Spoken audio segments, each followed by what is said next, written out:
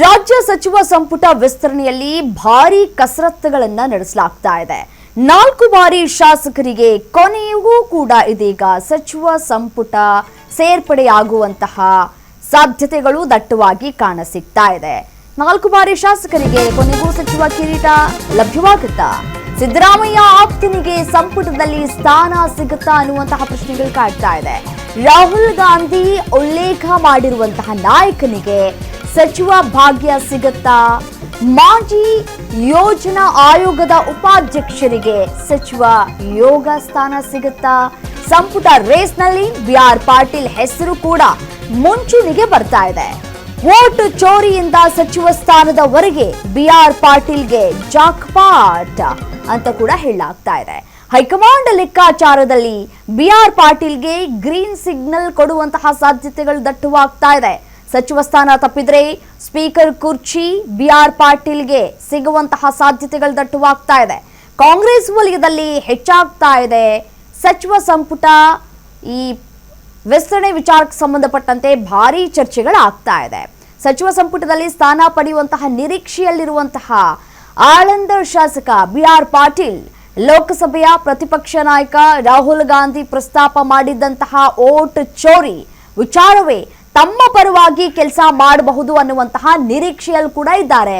So ಕಾದ್ ನೋಡ್ಬೇಕು, ಒಳ್ಳೆದು ತೂಗಿ ಯಾರನ್ನ ಆಯ್ಕೆ ಮಾಡ್ಕೊಳ್ಳುತ್ತೆ ಹೈಕಮಾಂಡ್ ಅಂತ ಹೇಳಿ. 2025ರಲ್ಲಿ ಚುನಾವಣಾ ಆಯೋಗದ ವಿರುದ್ಧ ಅಭಿಯಾನವನ್ನ ಆರಂಭಿಸಿದ್ರು ರಾಹುಲ್ ಗಾಂಧಿ ಅವರು. ಆಳಂದ ಮತ್ತು ಮಹಾರಾಷ್ಟ್ರದ ರಾಜಪುರ ಕ್ಷೇತ್ರಗಳನ್ನು ಕೂಡ ಉದಾಹರಣೆಯಾಗಿ ತೆಗೆದುಕೊಂಡಿದ್ರು. ಉದಾಹರಣೆಯನ್ನಾಗಿ ಉಲ್ಲೇಖವನ್ನ ಮಾಡಿದ್ದಂತಹ ಬಿಜೆಪಿ ಮತ್ತೆ ಕಳವು ನಡೆಸಿದೆ ಅಂತ ಹೇಳಿ ಆರೋಪವನ್ನ ಕೂಡ ಮಾಡಿದ್ರು. ನೋಡಿ, 2025ರ ಸೆಪ್ಟೆಂಬರ್ 18ರಂದು ಮತದಾರರ ಹೆಸರುಗಳನ್ನ ಕೇಂದ್ರೀಕೃತ ಸಾಫ್ಟ್ವೇರ್ ಮುಖಾಂತರ ಅಳಿಸಿ ಹೊಸ ಹೆಸರುಗಳನ್ನ ಸೇರ್ಪಡೆ ಮಾಡಲಾಗಿದೆ ಅಂತ ಹೇಳಿ ಆರೋಪವನ್ನ ಕೂಡ ಮಾಡಿದ್ರು. 4 ಬಾರಿ ಶಾಸಕರಾಗಿ ಆಯ್ಕೆಯಾಗಿದ್ದಾರೆ ಬಿಆರ್ ಪಾಟೀಲ್ ಅವರು. ಸಿದ್ದರಾಮಯ್ಯ ಬಣದ ಪ್ರಮುಖ ನಾಯಕರಲ್ಲಿ ಒಬ್ಬರು ಅಂತ ಹೇಳಿ ಗುರುತಿಸಿಕೊಂಡಿದ್ದಾರೆ. ಸೊ ಹಾಗಾಗಿ ವೋಟ್ ಚೋರಿ ವಿಚಾರಕ್ಕೆ ಸಂಬಂಧಪಟ್ಟಂತೆ ರಾಹುಲ್ ಗಾಂಧಿ ಅವರೊಂದಿಗೆ 3 ಬಾರಿ ಪ್ರತ್ಯೇಕವಾಗಿ ಚರ್ಚೆಯನ್ನ ನಡೆಸಿರುವುದು ಅವರಿಗೆ ಸಚಿವ ಸ್ಥಾನ ನೀಡುವ ವಿಚಾರದಲ್ಲಿ ಅನುಕೂಲ ಆಗಬಹುದು ಅನ್ನುವಂತಹ ವಿಚಾರಗಳು ಕಾಂಗ್ರೆಸ್ ವಲಯದಲ್ಲಿಯೇ ಚರ್ಚೆಗಳಾಗ್ತಾ ಇದೆ. ಸಿದ್ದರಾಮಯ್ಯ ಅವರ ಆಡಳಿತದ ಅವಧಿಯಲ್ಲಿ ರಾಜ್ಯ ಯೋಜನಾ ಆಯೋಗದ ಉಪಾಧ್ಯಕ್ಷರೂ ಕೂಡ ಆಗಿದ್ದಾರೆ ಬಿಆರ್ ಪಾಟೀಲ್ ಅವರು. ಸೊ ಸಚಿವ ಸ್ಥಾನ ಕೈ ತಪ್ಪಿದ್ರೆ ಹಾಲಿ ಸಭಾಧ್ಯಕ್ಷ ಸ್ಥಾನವನ್ನ ನೀಡಬೇಕು ಅನ್ನುವಂತಹ ವಿಚಾರಗಳು ಚರ್ಚೆಗಳು ಆಗ್ತಾ ಇದೆ. ಸೊ ವಿಧಾನಸಭೆ ಸಭಾಧ್ಯಕ್ಷರ ಹುದ್ದೆಗೆ ಬಿಆರ್ ಪಾಟೀಲ್ ಅವರ ಹೆಸರನ್ನ ಹೈಕಮಾಂಡ್ ಪರಿಗಣಿಸುವಂತಹ ಸಾಧ್ಯತೆಗಳು ಕೂಡ ಇಲ್ಲಿ ದಟ್ಟವಾಗಿ ಕಾಣಸಿಗ್ತಾ ಇದೆ. ಸೊ ಹಾಗಾಗಿ ಇಲ್ಲಿ ಹಿರಿಯರನ್ನ ಕಡೆಗಣಿಸೋದು ಕೂಡ ಕಷ್ಟ ಸಾಧ್ಯ.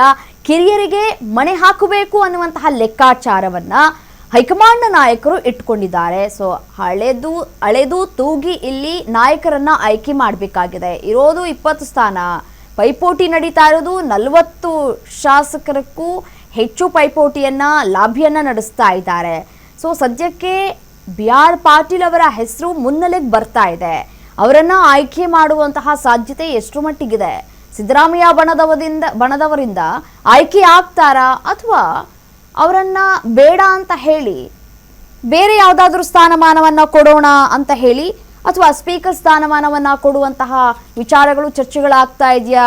ಕಾದ್ ನೋಡ್ಬೇಕೇನಾಗತ್ತೆ ಅಂತ ಹೇಳಿ.